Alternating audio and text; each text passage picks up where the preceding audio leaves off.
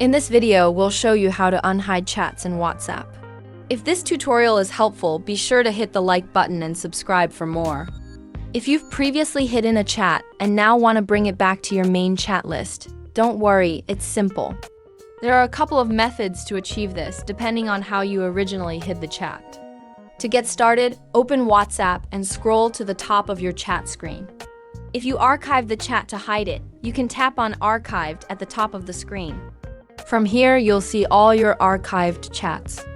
To unhide a specific chat, tap Edit in the top right corner, then select the chat you want to unarchive.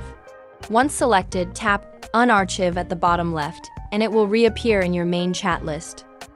Alternatively, if you lock the chat to hide it, scroll to the top and tap on Locked Chats. You'll need to authenticate using Face ID to proceed. Then, find the chat you want to unlock. Swipe from right to left, tap More, and select Unlock Chat. After confirming with Face ID, the chat will be unlocked and unhidden.